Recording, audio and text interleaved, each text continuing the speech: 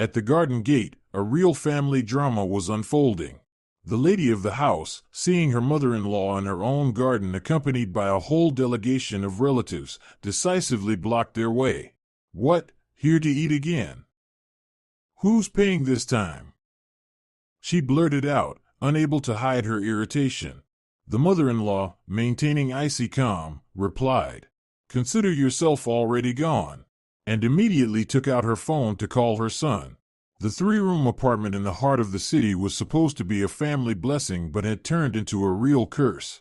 Catherine looked at the trashed kitchen after yet another family raid and felt her insides tighten with helplessness. Mountains of dirty dishes were stacked in the sink. Dried-up soup remnants clung to the stove, and the refrigerator gaped empty, as if locusts had passed through. Yet that very morning it had been stocked with enough groceries for 2 weeks. Catherine had gotten up at 5 a.m. to make it to the store before work. She spent her last money on sausage, cheeses, and fruit, thinking that at least that weekend she and Alex could quietly stay home, watch a movie, and have a heart-to-heart. But no such luck. At noon on Saturday, as if on cue, the doorbell started ringing. First came Aunt Nancy, the sister of Catherine's late father-in-law, with 2 teenage grandchildren. Then Cousin Leon, Alex's cousin, arrived with his wife and 1-year-old daughter. By 3 o'clock, the apartment buzzed like a disturbed beehive. "Catherine, where's the herring?" Aunt Nancy asked, rummaging through the fridge. "And you should boil some potatoes, the kids are hungry." "Mom, where's the Wi-Fi here?" whined the older grandson, burying his face in his phone. "Catherine, do you happen to have diapers?" Leon's wife called from the nursery. "We forgot to bring some." Catherine darted between the kitchen and living room, setting the table, reheating food, serving, and clearing up. Alex sat with the men, discussing football, pretending nothing happening concerned him. Occasionally, he threw a guilty glance at his wife, but that was it. Then she appeared, Serena Smith, the main mistress of this chaos. A tall, stately 58-year-old woman with perfectly styled hair and a gaze that could freeze boiling water. She entered the apartment like a general inspecting her troops, scanned the relatives sitting at the table with a royal look, and nodded with satisfaction. "Well, excellent," gathered the whole family. She took off her expensive coat. "Catherine, hang this in the closet and air the room. It's a bit stuffy in here." Catherine clenched her fists but silently took the coat. Arguing with Serena was too costly. The mother-in-law could turn any small thing into a grand scandal and then spend a week scolding her son about what an ungrateful wife he had. "Alex, my son," Serena sat down next to him and gently patted his shoulder. "How's work? Not overworking yourself? You know, your heart has been weak since childhood." Catherine snorted. "Weak heart?" Alex was as healthy as an ox, going to the gym 3 times a week. But the moment his mother hinted at some mythical ailment, the 30-year-old man transformed into an obedient boy. "Everything's fine, Mom," Alex smiled. "The project's closing. They promised a bonus. That's my boy." "And you, Catherine?" The mother-in-law turned to her daughter-in-law with a cold smile. "You look pale today. Don't be on one of your silly diets, are you? It won't be long before you end up anorexic." "I'm not on any diet," Catherine ground out between her teeth. "Oh, really? Then why do you look so worn out?" Serena shook her head like an expert. "In my time, women took care of themselves differently, rosy cheeks, a curvy figure, not like today, just skin and bones." Aunt Nancy giggled in agreement. Leon's wife lowered her eyes to her plate, pretending not to hear. Alex stayed silent, deliberately studying the Olivier salad. Catherine felt her blood boil. Worn out, she was simply exhausted. She worked at an insurance company from 9 to 6, then did remote freelance accounting for a small firm because her salary alone wasn't nearly enough, especially when half of it went toward her mother-in-law's whims. Serena loved making expensive purchases with her son's money. Sometimes she urgently needed a new fur coat. The old one, 3 years old, was completely worn out. Sometimes a $1,000 back massager or a resort trip for her health. Alex didn't know how to say no. Or rather, he was afraid to. And the apartment, that was what annoyed him most. That damn 3-room apartment in the city center, the reason all of this had started. The apartment had been inherited by Alex from his father 2 years ago. Albert had died of a heart attack when his son was 28, a quiet, kind man who had endured his wife's whims all his life. In his will, he simply wrote, "I leave all property to my son Alex." But Serena interpreted this in her own way. Since the apartment came from her late husband, she felt she had almost more rights to it than her daughter-in-law. And it began. "Alex, how about we invite Alia's family on Sunday?" The mother-in-law mused, picking cucumbers from her plate. "We haven't seen them in so long, and the kids have grown so much. It would be nice to see them." Alia's family was another branch of the family tree. Serena's sister with her husband and 3 children. The youngest was 8, the oldest 15. Little angels who could turn the apartment into a mini zoo in an hour. "Mom, maybe we shouldn't?" Alex tried to object timidly. "Catherine and I had planned." "Planned what?" Serena raised an eyebrow. "Another trip to the mall or the cinema for some nonsense." "Family comes first, Alex. And it's not me saying this, your late father thought the same." There it was, her trademark move. Mentioning the late father-in-law always worked. Alex immediately wilted and agreed to anything. "Fine, Mom," he sighed. "Invite them." Catherine barely restrained herself from throwing a plate against the wall. More grocery shopping. More cooking from morning till night. More piles of dishes and sticky tables smeared with little fingers. "Maybe we could gather at Serena's place," she suggested cautiously. "She has a nice apartment too." A deathly silence fell. Serena slowly turned to her daughter-in-law, and Catherine shivered under the icy gaze. "I have a 1-room apartment on the outskirts," the mother-in-law said through gritted teeth. "You can barely fit 4 people there. And here, look at this space. 3 rooms, a large kitchen." Albert himself, may he rest in peace, made sure of that. He knew the family should gather in a decent place.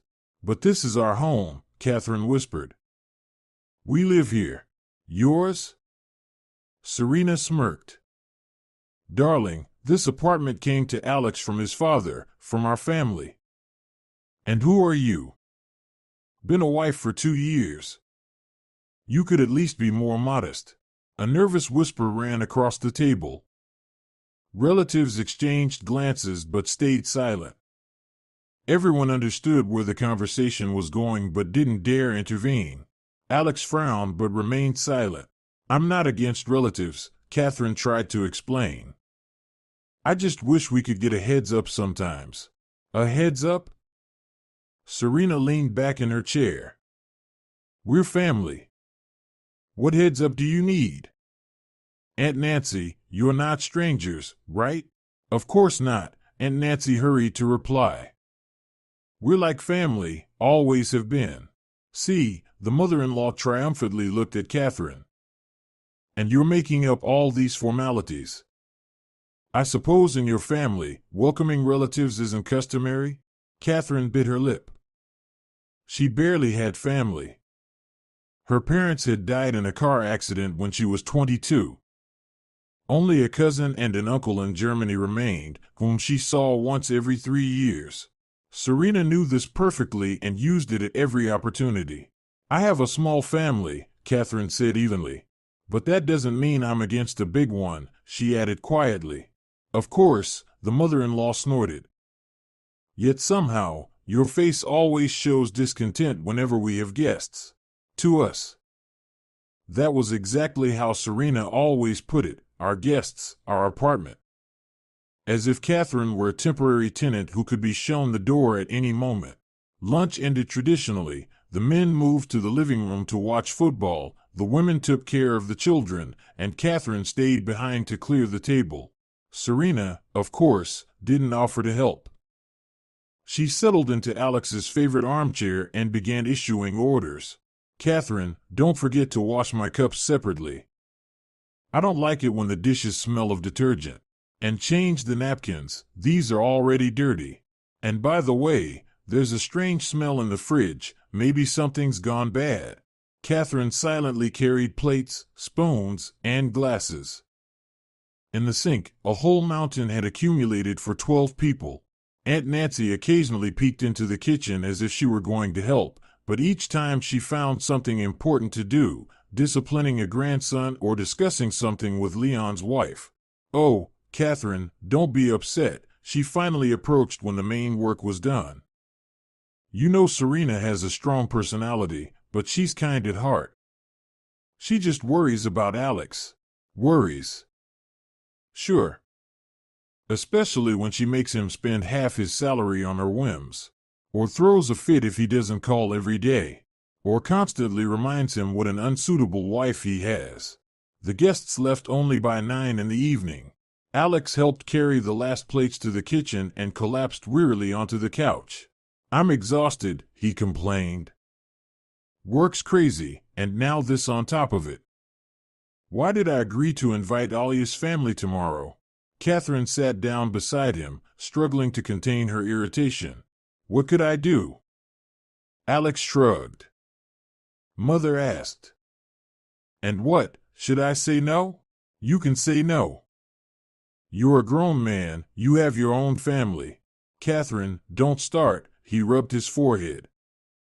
She's my only mother, and she doesn't ask for that much. Not that much. Catherine bit her tongue. In the past month alone, this not that much had included a $1,000 massage roller, an $800 trip to a beautician, a new handbag for $2,000, and constant family lunches that cost at least $300 each. Alex, I work 2 jobs, she said quietly. I get up at 6 in the morning, go to bed at midnight, and on weekends I cook for a crowd of your relatives. Isn't that enough? What are you suggesting? He frowned. Kick out my mother? Tell her I don't need her? I'm suggesting saying no sometimes. At least occasionally considering your wife's opinion. Alex was silent, staring at the ceiling. Catherine could see he was as tired of these constant pressures as she was. But he didn't dare say no to his mother. He feared a scandal, tears, accusations of ingratitude. I'll try to talk to her sometime, he finally muttered. But you know how she is. I know, Catherine nodded wearily. Serena was the kind of woman who always got what she wanted by any means necessary. Tears, tantrums, emotional blackmail, everything was fair game. Her main trump card was the constant reminder that she had devoted her whole life to her son, sacrificed personal happiness, and deserved respect in her old age. Though what old age, 58. A beautiful, well-groomed woman who could very well have a personal life. But why, when there was entertainment, a convenient son with an obedient little wife? The next day, everything repeated. Alia's family arrived in full, bringing along 2 friends of the older son. Catherine spent the morning at the stove, frying cutlets, boiling soup, chopping salads. Half her salary went on groceries, the last she had until payday. You have a nice place here, Betty looked around approvingly as she settled at the table. When did you renovate? 2 years ago, Alex replied. When I transferred the apartment. Lucky you with your inheritance, Betty sighed. We're still paying off a loan for a 1-bedroom apartment. It was good that Serena was so wise, she immediately understood that the apartment should be used for family gatherings. Catherine nearly dropped the frying pan. So Serena understood, and she and Alex, it seemed, were just executors of her wise decisions. By evening, her patience had completely run out. Betty's children managed to break a vase in the living room, spill juice on the sofa, and flood the bathroom. The adults sat, chatting peacefully, pretending it wasn't their problem. Boys will be boys, Betty remarked indulgently as Catherine mopped up the fourth puddle by the toilet. What can you do? Yes, what can you do? But you could expect at least some basic supervision from their mother. But why bother when there's Aunt Catherine to clean up everything? In the evening, after seeing the guests off, Catherine collapsed on the bed without even undressing. Every muscle ached, a throbbing headache pulsed in her temples. And tomorrow, back to work. From morning till evening. Then home, cooking dinner, doing laundry, cleaning up. Maybe we should go on vacation? Alex suggested, lying down next to her. You look completely worn out. Go where? Catherine asked tiredly. We only have $2,000 in the account. 2 weeks until payday. Well, we can ask Mom to lend us some. Ask Mom. Catherine closed her eyes. Yes, they would ask Serena for money for a vacation, and she would gladly lend it, along with a lecture on how they should save money and not spend it on nonsense.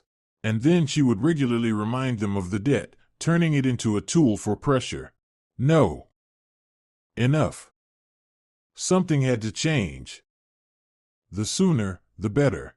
Monday began with a phone call. At 7 in the morning, when Catherine had barely finished her coffee, the home phone rang. Maximka, it's Mom. Serena's cheerful voice came through the receiver. Are you up yet? I was thinking maybe we could get together on Wednesday. We haven't seen Steve and Mia in a while. Steve and Mia, the cousin of Catherine's late father-in-law and his wife. Quiet people by nature, but with 3 kids and a habit of visiting for long stretches. Especially Mia, who loved discussing other people's problems and giving unsolicited parenting advice to those who didn't even have children yet. Mom, maybe we shouldn't? Alex glanced guiltily at his wife. We only just. What do you mean, shouldn't? The voice on the line turned sharp immediately. Steve is taking time off work early just to meet. They're so happy to see us. Or do you consider your relatives a burden? No, of course not, Alex gave in. Fine, invite them. Catherine slammed her cup onto the table.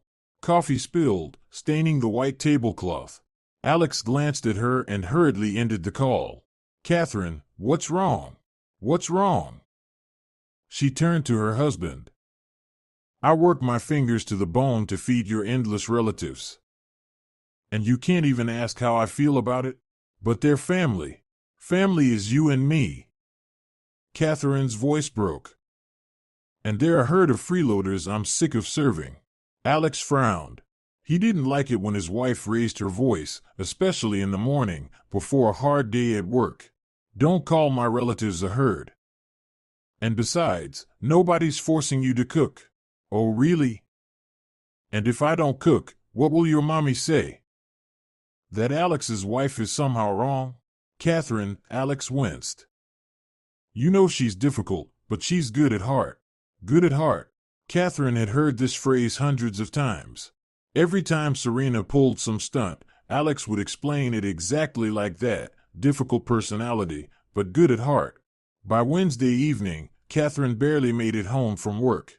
The day had been a nightmare, quarterly reports due, 2 clients threw a tantrum, and the chief accountant found a mistake in the documents, forcing her to redo everything. At home, dinner for 6 awaited. She dragged heavy bags from the store, mentally calculating the expenses. Meat, fish, vegetables, fruits, cake, almost $250. And tomorrow she would have to prepare something for breakfast for those staying overnight. Catherine. Serena greeted her at the door with a wide smile. So glad you're here. We're all ready. Waiting. Of course, they're waiting. Sitting in the clean living room, discussing the latest news, while the hostess hauls groceries and prepares dinner. Good evening, Catherine greeted dryly and carried the bags to the kitchen. Oh, why the long face? Mia approached, curiously peeking into the bags. Work wearing you out? Wouldn't you quit it? Why waste your nerves? Quit?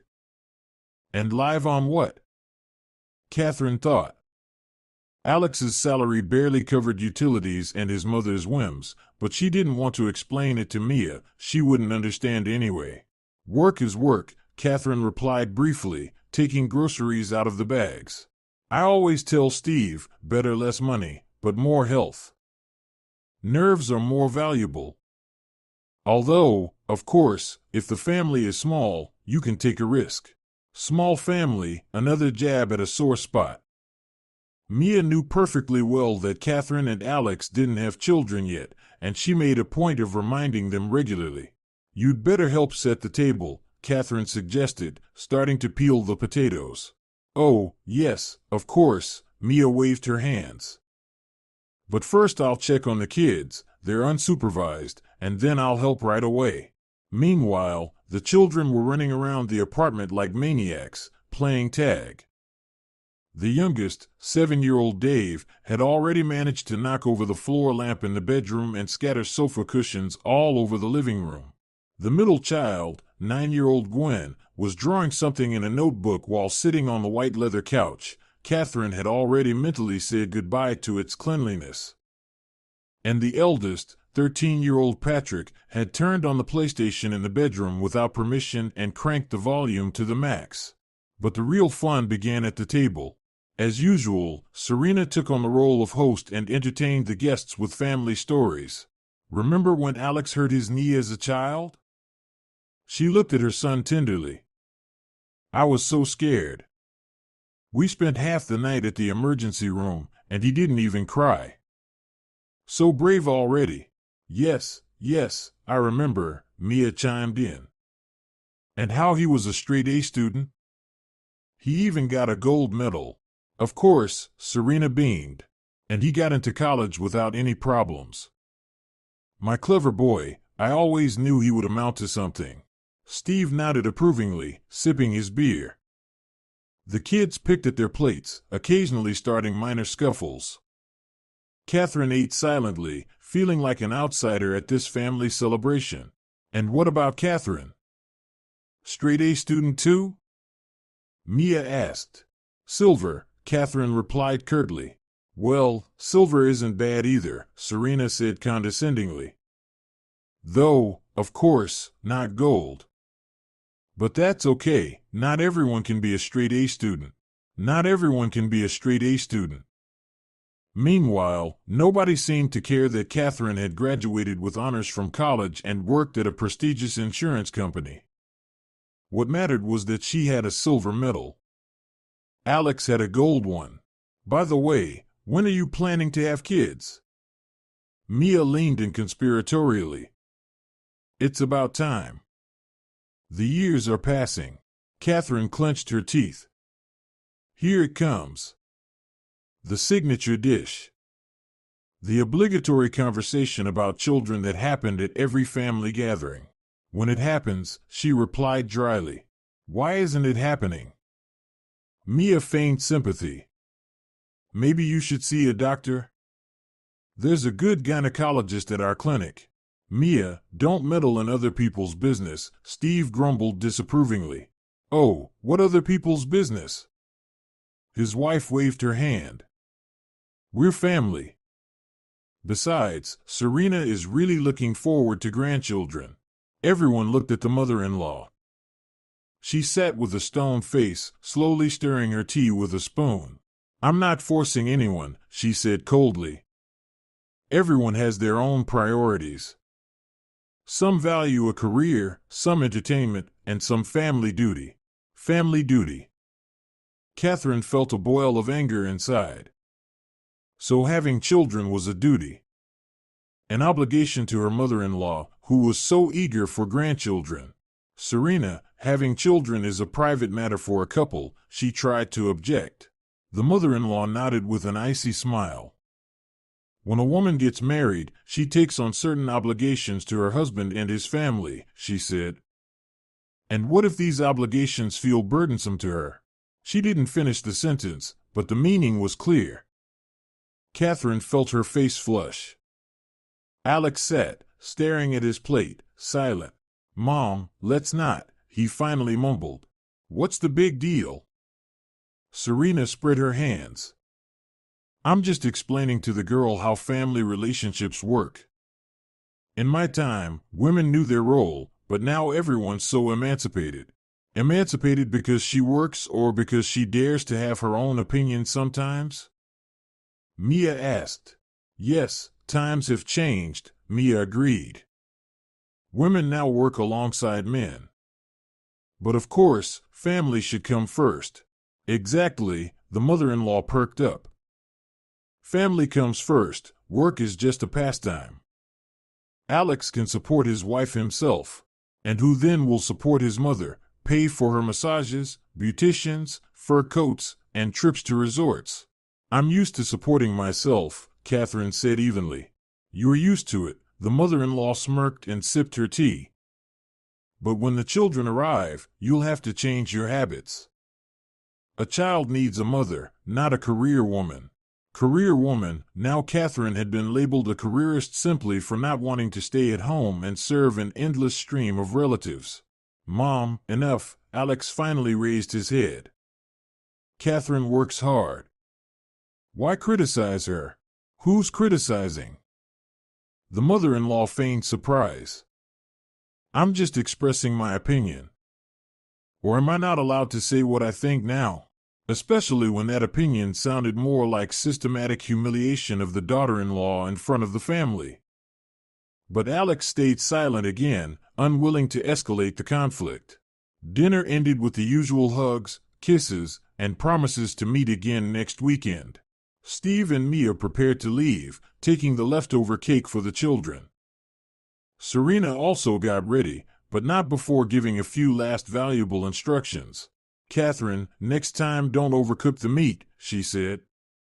It was a bit tough, and the salad is better with sour cream rather than mayonnaise, it's healthier.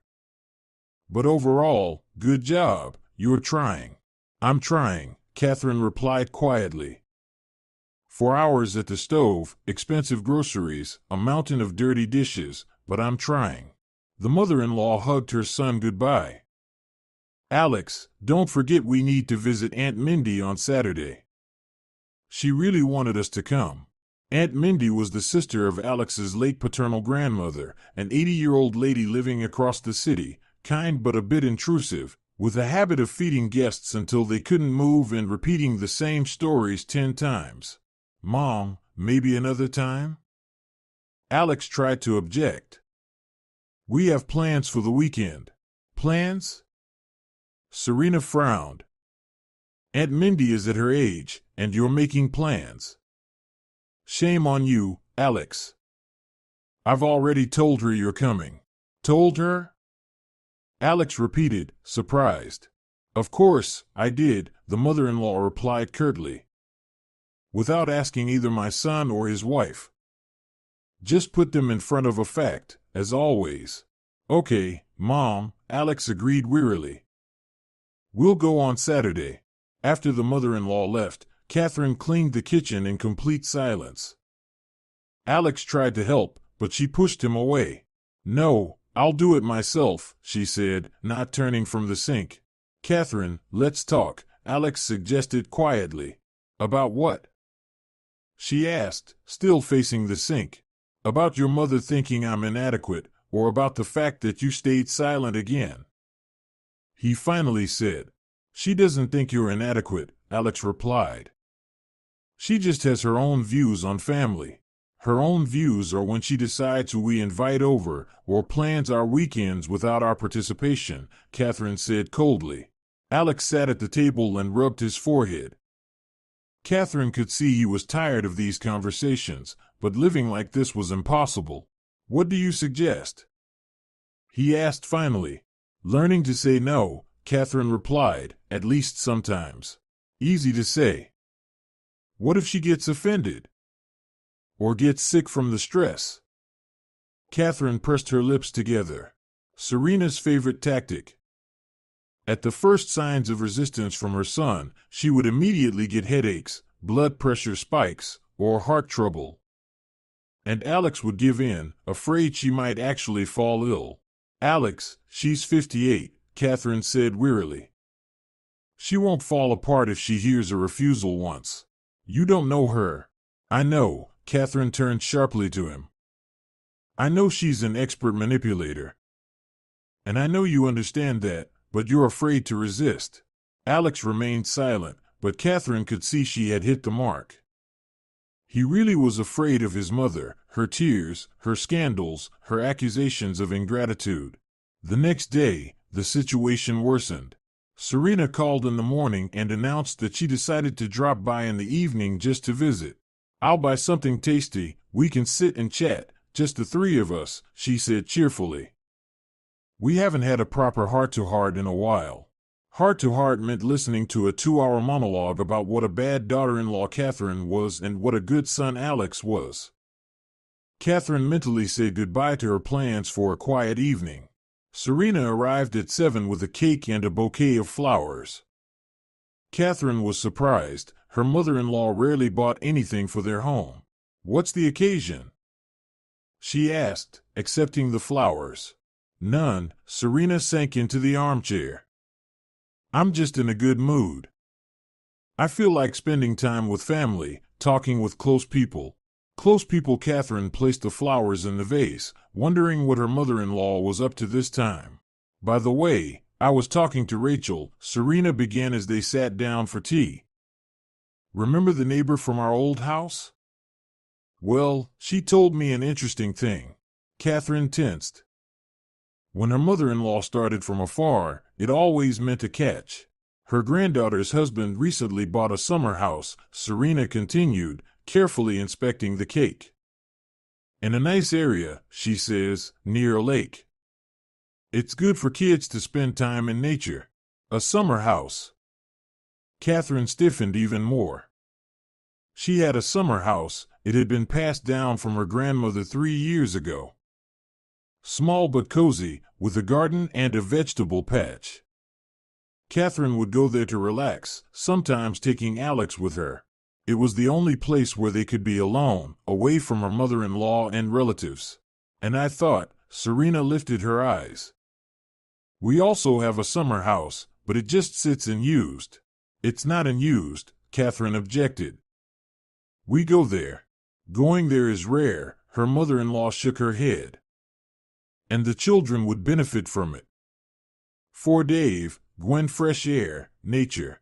The children can go with their parents to their summer houses, Catherine said coldly. What summer houses? Serena waved her hand. Jenka and Mia don't have money to buy one. Aunt Nancy neither. And here we have a ready-made summer house, just sitting there. It's not sitting there. It's my house. Yours, of course, her mother-in-law nodded. But you're a family person, and in a family, you have to share, help your relatives. Share, help your relatives, and the fact that the summer house was inherited by Catherine from her beloved grandmother, full of childhood memories, and is her only place to relax, doesn't count.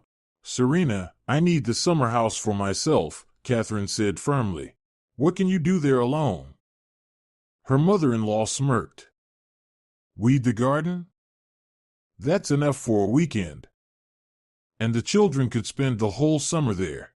The children can spend the summer at camps or with other relatives. Camps are expensive, and relatives live far away. Serena began to get irritated. And here everything is nearby. And besides, it's good for the children to interact with nature. Alex. Catherine turned to her husband, who had remained silent until now. Say something. Alex shifted awkwardly in his chair. Catherine saw that he was uncomfortable, but he didn't dare contradict his mother. Well, Mom, maybe it's not necessary. He mumbled. After all, the summer house belongs to Catherine. What do you mean, Catherine?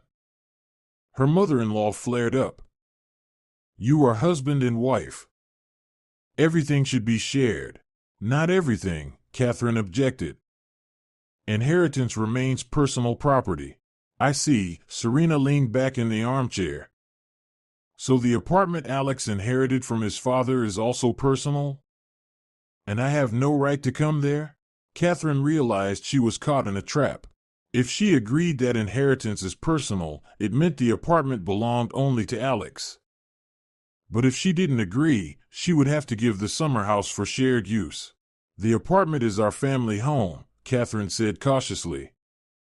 And the summer house is a place to relax. And what? Relatives can't relax there. Serena feigned offense. They can, Catherine replied calmly. But with the owner's permission. With permission, her mother-in-law shook her head. Listen, Catherine, don't you think you're being too selfish? The summer house sits empty, and the children are suffocating in the city heat. Selfish. Another label added to the collection. Now she wasn't just an emancipated career woman, she was also selfish. I'm not selfish, Catherine replied calmly. I just want to keep my only place to relax. Mine, Serena grimaced. In a family, there should be no word mine. Everything is shared. Everything is for everyone. Everything is for everyone. Then why isn't Mom's one-room apartment shared? Why does no one suggest holding family gatherings there? Serena, you also have an apartment, Catherine noted. Why not gather there? Because it's cramped. Her mother-in-law snapped. And besides, it's a completely different matter. A different matter, of course, different. Her apartment was untouchable territory, while someone else's summer house was public property. Mom, calm down, Alex asked. We're just talking. What kind of talk is this?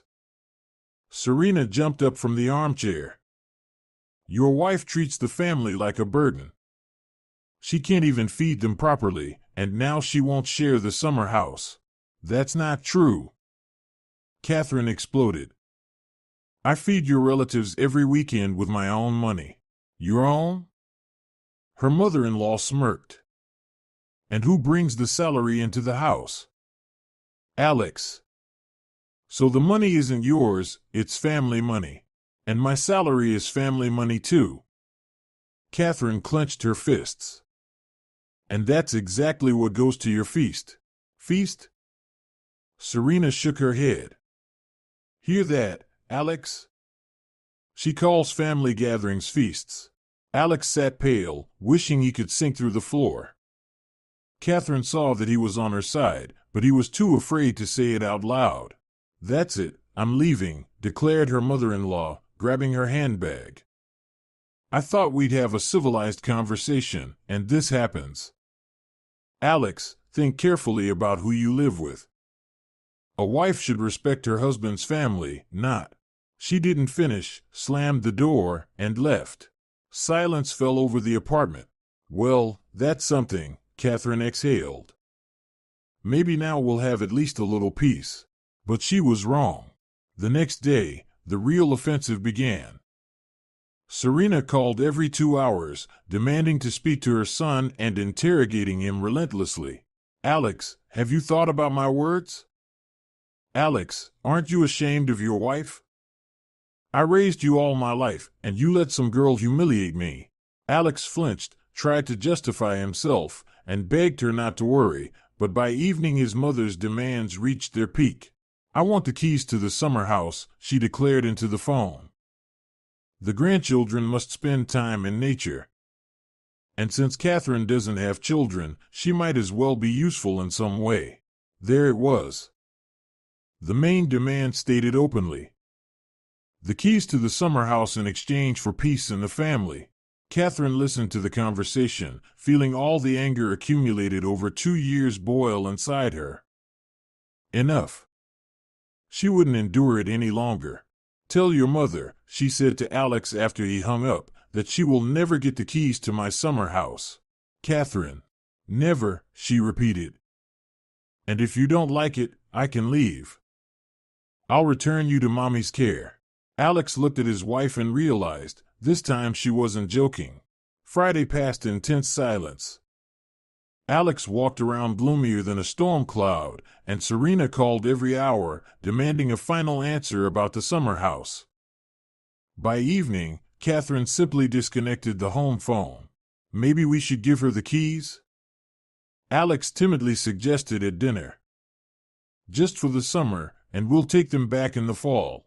Catherine looked at her husband in a way that made him shrink. Alex, if you give the keys to my summer house without my consent, I'll pack my things, she said evenly. I'm not joking. But Mom threatens to cut ties. Let her. It'll only be better for me. Alex fell silent, poking at his potatoes with a fork.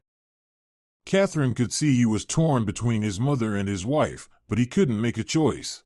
On Saturday morning, she deliberately got up early and prepared to go to the summer house. She wanted to be alone, to think about what to do next. Alex promised to come in the evening after work. He did extra shifts on Saturdays at a construction company. Go ahead, he nodded, seeing his wife off to the car. I'll be free by 6, I'll come straight to you. Catherine nodded and drove off.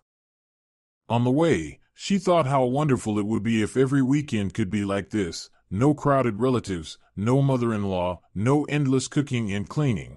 The summer house was 40 miles from the city, in a quiet summer settlement surrounded by a pine forest. A small house with a porch, a well-kept garden, vegetable beds, everything soaked with memories of her grandmother Paula. Catherine spent her childhood vacations here. She learned to make pancakes and cook jam here. She had her first crush on a neighbor boy here.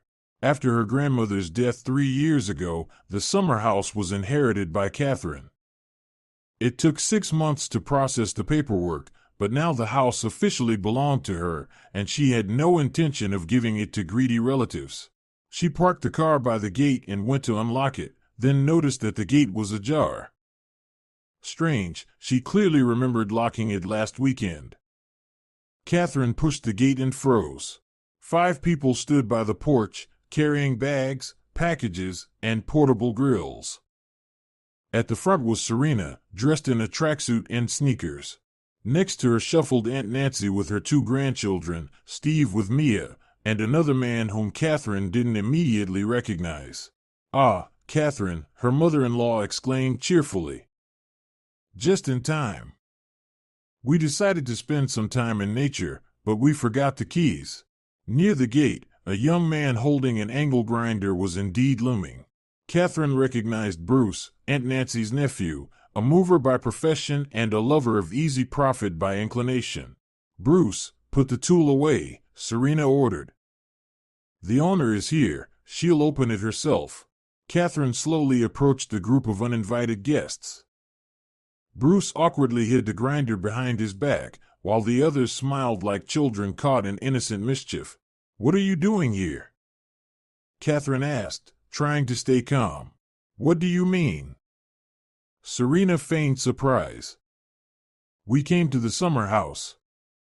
The weather is so nice, and the kids wanted to be in nature, without the owner's permission. But we're family, Aunt Nancy interjected. What other permission is needed? We thought you'd be happy. Bruce was going to break the lock with the grinder, Catherine noted. That's called breaking and entering. Oh, come on, Bruce laughed. I just wanted to help. Maybe you lost the keys or something? I have the keys, and you're here uninvited. An awkward silence fell. Steve and Mia exchanged glances, the kids quieted down. Serena straightened up and looked at her daughter-in-law with cold fury. Catherine, don't embarrass yourself, she hissed through her teeth. Relatives came to relax, and you're making a scene. Relatives came to break into someone else's summer house without asking. Someone else's? Her mother-in-law smirked. Darling, you're Alex's wife, and Alex is my son, so the summer house isn't exactly someone else's. Especially since he said he was coming here to see you in the evening. By law, this summer house belongs to me. I inherited it from my grandmother. By law, Serena waved her hand. But by conscience, the kids want fresh air, and you're waving legal terms around. Catherine looked at the kids. Bruce, 25 years old, Aunt Nancy's grandchildren, 16 and 14. Big foreheads, about 6 feet tall. Steve's kids were the only actual children in this bunch. What, did you come here just to eat again?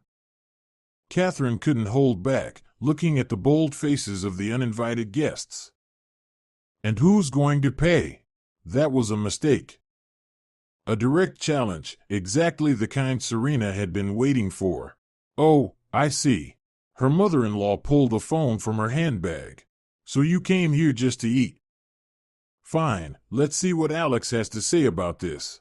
She dialed the number and put it on speaker. Everyone froze in anticipation. Catherine felt her heart pounding faster. Now Alex, as usual, would side with his mother, and she would have to back down. Mom, came a tired voice from the speaker. What happened? Alex, your wife has gotten completely brazen. Serena's voice trembled with outrage. She won't let us into the summer house. We'll have to break the lock. Deal with it immediately. A pause hung in the air. Catherine braced herself for the usual excuses and pleas not to mind her mother's temper. Then a torrent of swearing exploded from the phone, and even experienced mover Bruce whistled in admiration. Mother, have you lost your mind completely? Alex yelled at the top of his lungs. What are you doing there? Who gave you permission to come to the summer house? Serena went pale and nearly dropped the phone. The other participants in the family picnic slowly began retreating toward the road. Alex, but we were just. You weren't just, the son cut her off. Are you out of your minds? You came to someone else's summer house without asking and were going to break the lock. You're acting like bandits. Don't yell at your mother, Serena tried to protest. I will yell. Alex had clearly snapped. I'm fed up with your raids. Every weekend, the house is like a thoroughfare. My wife is exhausted, I'm fed up. I've wanted to send everyone packing for a long time, but I didn't dare. Alex. His mother's voice trembled with shock. And make sure that by tomorrow everyone forgets the way to our place, especially to the cottage. Catherine's is the only place to relax, and you all just swarm in. Serena's face turned the color of cottage cheese. The relatives exchanged glances and slowly started moving toward the bus stop. Aunt Nancy took her grandchildren by the hand and hurriedly left. Steve and Mia grabbed their bags and also disappeared in the direction of the road. Alex, you don't understand, his mother-in-law tried to justify herself. I understand perfectly, the son barked. I understand that because of you, my wife is on the verge of a nervous breakdown. I understand that I spend half my salary on your whims, and I understand that it's time to put an end to this. How dare you? I dare. And you know what, Mother? If you don't like how I live, live by yourself, without us. The honks of the clock sounded like gunshots. Serena stood holding her phone, unable to believe her ears. Catherine was also in shock. She had not expected such an explosion from Alex. You see, she said, trying to remain calm.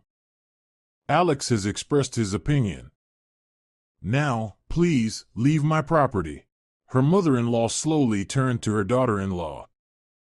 There was such hatred in her eyes that Catherine involuntarily stepped back. You, hissed Serena, you turned my son against me. I didn't turn him against anyone. He understood everything himself. No. Her mother-in-law stepped forward. You poisoned his mind, turned him into an ungrateful brat. He never spoke to me like this. Maybe because he never dared to tell the truth. What truth? Serena squealed. That something made him turn away from his family, made him selfish and miserly.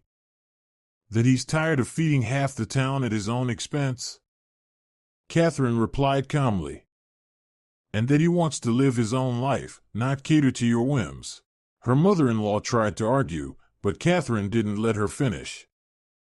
The irritation built up over 2 years burst out. You want a cottage? Catherine stepped closer to her mother-in-law. Buy your own. Want to gather relatives? Invite them to your place, But don't touch someone else's property. How dare you? Serena swung her hand. Catherine grabbed her wrist and, carefully but firmly, pushed her mother-in-law in the chest. Not expecting such a turn, she stepped back, tripped over a stone, and fell into a roadside puddle. "Oh!"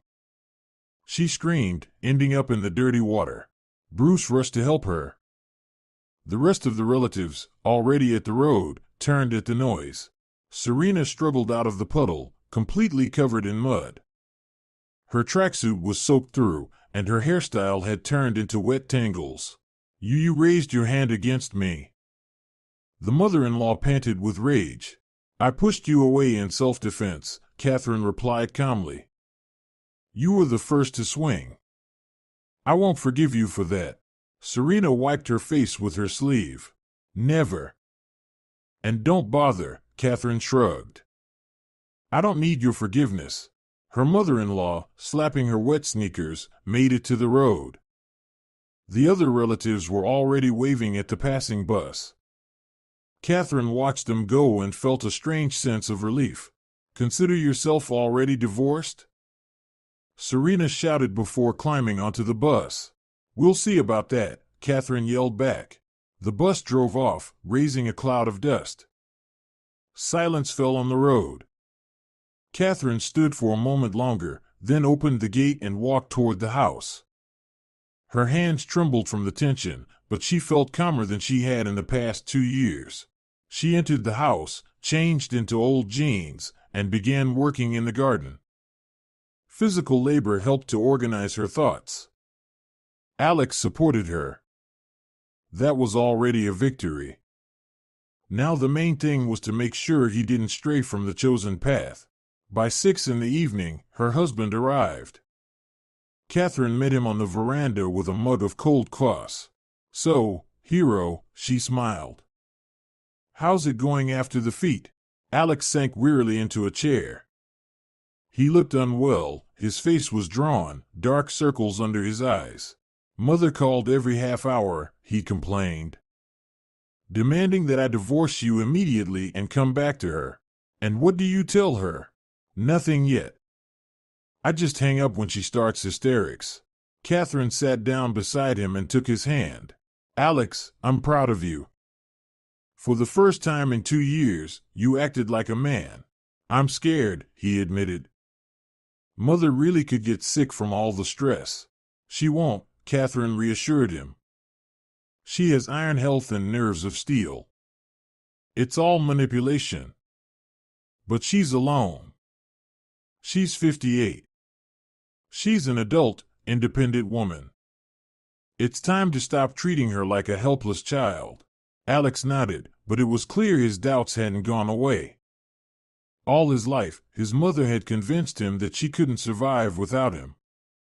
Breaking free from those beliefs wasn't easy. But what if she's right? He said thoughtfully. "What if I really am ungrateful?" "Ungrateful for what?" Catherine turned to him.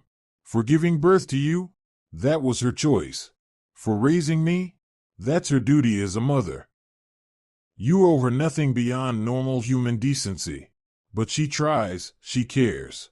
"Alex, your mother doesn't care about you," Catherine said firmly. "She cares about you following her orders." "There's a difference." Alex was silent, staring at the sunset. The air smelled of pine resin and dill from the garden beds. Somewhere in the distance, a cuckoo counted the time. "You know what's the scariest part?" he finally said. "I realized that I really fear her, like a little boy." "That's normal," Catherine nodded. "Fear is built over years, but you've already taken the first step.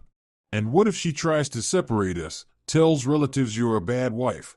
Let her talk. Those who want to believe will, those who don't will understand what's really going on." They stayed on the veranda until dark, talking occasionally, but mostly enjoying the silence and quiet companionship. For the first time in a long while, Catherine felt truly relaxed. Meanwhile, in the city, Serena, having changed into dry clothes, was calling all her friends and relatives, telling them how her daughter-in-law had beaten her, how her son betrayed her, how everything she had built over the years was collapsing. "Can you imagine, Chloe?" she sobbed into her friend's phone. "My own son called me, well, you know. And all because of that snake. Maybe it's not all so bad." Chloe suggested timidly. "Try talking to him calmly." "Talking to him is useless now," Serena cried. "She's completely poisoned him against me, but I won't give up. I'll show everyone what she's really like." Her friend sympathized cautiously and hung up, while Serena continued calling down her list. By midnight, she had called half her relatives, telling each her version of events. Meanwhile, Catherine and Alex sat by a fire at the cottage, roasting potatoes and making plans for the future.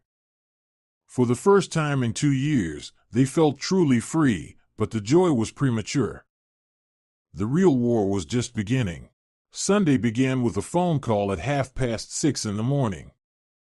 Catherine awoke to insistent ringing and fumbled for her mobile on the nightstand. "Alex!" Serena's hysterical voice filled the bedroom. "Come immediately." "My heart, I'm dying." Alex jumped out of bed, instantly awake. Catherine turned on speaker so Serena could hear what was happening. "Mom, what's wrong?" he asked anxiously. "I didn't sleep all night," his mother-in-law cried. "My heart hurts, my blood pressure is spiking. It's all because of yesterday's stress. Your wife is killing me." Catherine rolled her eyes. Classic move, illness as a way to regain control over her son. "Mom, maybe I should call an ambulance," Alex suggested. "No ambulance." Serena immediately refused. "I need you. Only you can save me. Come right now." Alex looked at his wife, confused. Catherine shook her head. "Don't give in, it's a performance." "Mom, I can't come right now," he said firmly. "We're at the cottage." "At the cottage?" His mother-in-law's voice shot up to the ceiling. "I'm dying here, and you're having fun at that cursed cottage." "Yes, we're resting." "Alex, you're choosing between your mother and this." Serena choked on her rage. "Fine. Remember this conversation.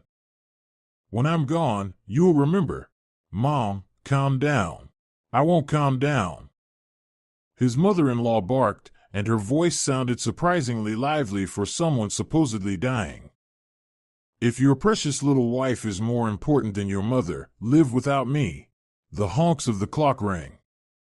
Alex stood with the phone in his hand, clearly fighting the urge to pack up and drive to the city. "Don't even think about it," Catherine said. "This is a typical manipulation." "Did you notice how quickly she perked up when she realized you weren't coming?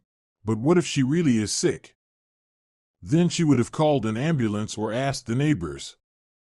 "No, she wants you to stage another scene." Alex nodded but looked uncertain. Catherine understood. All his life, his mother had conditioned him to believe that any of her ailments were life-threatening, and convincing him otherwise would not be easy. An hour later, the phone rang again. This time it was Aunt Nancy. "Alex, what are you doing?" Her voice came through the receiver. "Serena is in such a state, saying, 'I didn't sleep all night, my heart hurts.'" "Aunt Nancy, what's wrong with her?" "Of course it's her. She called me this morning, asked me to come. So pale, so upset." Catherine snorted.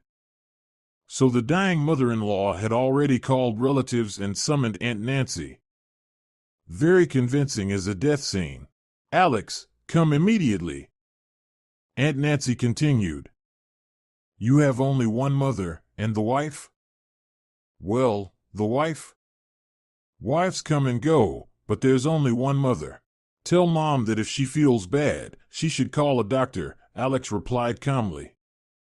"I'll come in the evening, when I return from the cottage." "Evening might be too late." Aunt Nancy panicked. "If it's that serious, why aren't you calling a doctor?" Catherine looked proudly at her husband. He was holding his ground, but Serena was only just starting. Throughout the day, All the relatives called in turn: Steve and Mia, Betty and her husband, cousins. Each one recounted the same story about how Serena was suffering because of her ungrateful son and his terrible wife. "Alex, do you realize what you're doing?" Betty reproached him. "Your mother devoted her whole life to you, and you're abandoning her for some girl." "Alex, think it over," Steve insisted. "Serena is so kind, and this is the cousin's wife lectured. You know how she is. Alex, family comes first. Wives come and go, family remains." By lunchtime, Alex was on the verge of a nervous breakdown. He turned off his phone and sat on the veranda, staring gloomily into space. "Maybe I should really go?" he asked his wife, at least to check how things were. "If you go today, tomorrow she'll come up with something else," Catherine replied. "Alex, if you give in now, everything will go back to square one, only worse. But everyone says I'm wrong. Everyone says what your mother has fed them." Alex nodded, but Catherine saw he was hesitant. Maternal manipulation worked flawlessly. In the evening, when they returned to the city, a group of relatives led by Serena was standing near their apartment building. The mother-in-law looked perfectly lively for someone who had supposedly had a heart attack that morning. "Alex," she rushed to her son with open arms. "My dear son. Mom, how are you? How's your heart?" "I feel better the moment I saw you," Serena whispered affectionately. "I can't live without you, my son." Catherine stood aside, observing the performance. The relatives formed a tight circle around Alex, each feeling obliged to tell him exactly what they thought of his behavior. "Alex, how could you treat your mother like that?" Aunt Nancy reproached. "Alex, think it over before it's too late," Steve insisted. "Alex, family comes above all," Mia urged. Serena stood in the center of this chorus, silently watching her son, waiting for him to break and apologize. "Mom, let's talk," Alex finally said. "Just the two of us. There's no one else here," his mother-in-law snapped. "This is your family, your own people. My family is my wife." "My wife." Serena looked at Catherine with disdain. "This is the woman who pushed me into the mud, who forbids the children to breathe fresh air." "Mom. The cottage belongs to Catherine. She has the right to decide who is allowed there." "She has that right." Her mother-in-law shook her head. "Alex, don't you see that she's distracting you from your family, turning you against your own relatives?" "No one is turning me against anyone. I understand everything myself." "Understand what?"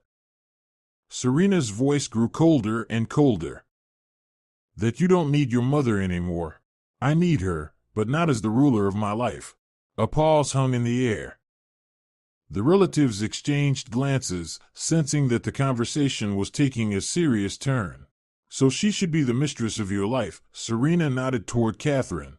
"The master of my life should be me," Alex replied firmly. "And Catherine is my wife and partner." "Partner," the mother-in-law smirked. "Sounds nice. And what has this partner brought into your life besides problems?"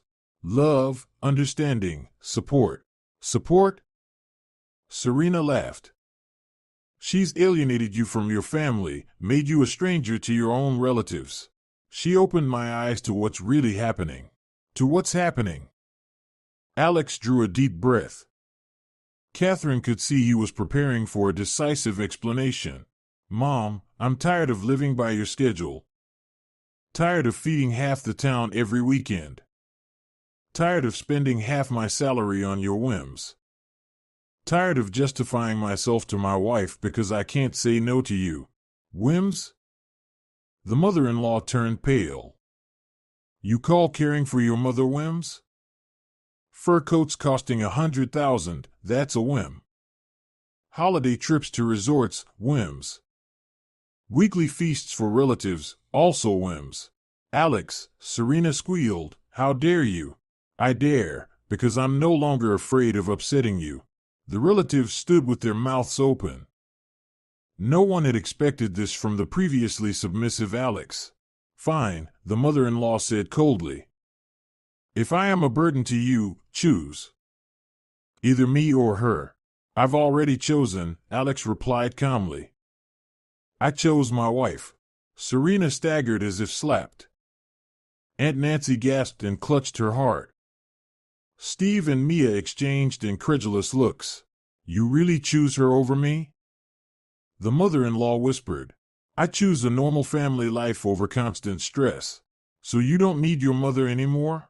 I need her, but on equal terms, not as a dictator. Serena straightened. No more tears in her eyes, only icy rage. Fine, she said. Then you no longer have a mother. I'm dead to you. Mom, be silent. She barked. You made your choice. Now live with it. Her mother-in-law turned sharply and walked to her car. The relatives hurried after her, casting disapproving glances at Alex and Catherine. Alex, you'll regret this. Aunt Nancy shouted after them. To lose such a mother, Steve shook his head. You can find another wife, but you only have one mother, Mia added. The cars drove off, raising a cloud of dust. Alex stood watching them go, tears running down his face. That's it, he said quietly. I'm officially an orphan now. Catherine put her arms around her husband's shoulders. You're not an orphan. You have me, you'll have children, and you'll have normal human relationships without blackmail or manipulation. But the first days after the break were difficult. Serena methodically called all mutual friends and distant relatives, telling her version of events. Alex was portrayed as an ungrateful son, and Catherine as a homewrecker and a bitch. Some believed her, others doubted. There were also those who openly supported the young family. It turns out Serena's behavior had been irritating many for a long time. I've always wondered how you put up with it, said a neighbor. Such an arrogant woman, treating the apartment like a thoroughfare, and still making demands. Yes, we've seen it all, added Uncle Vagia, the janitor.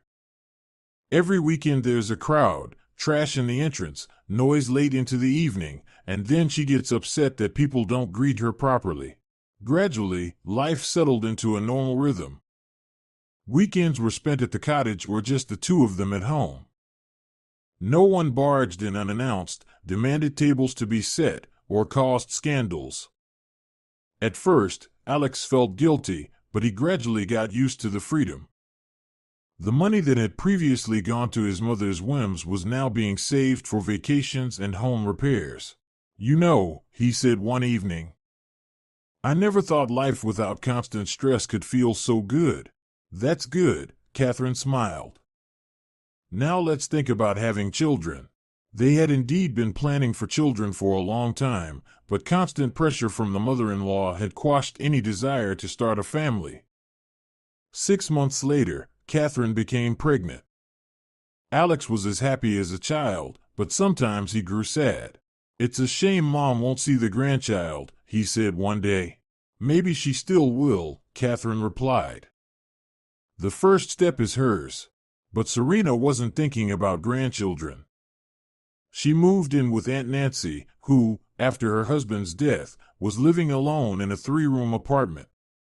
The older grandchildren had grown up and moved out, and the youngest was rarely home, so the company was timely. Serena learned about the birth of her granddaughter from a neighbor who saw Alex with the stroller in the store. Serena, didn't you have a granddaughter? The neighbor joyfully exclaimed. I don't have a son, so I don't have a granddaughter, the mother-in-law replied coldly. And it was true. In the 5 years after the break, they had met only by chance, in the store or on the street. They greeted each other briefly and parted silently. Pride had proven stronger than love for family, while the family itself went on, without scandals, reproaches, or emotional blackmail. It simply lived and was happy, and that was the greatest victory possible in this war.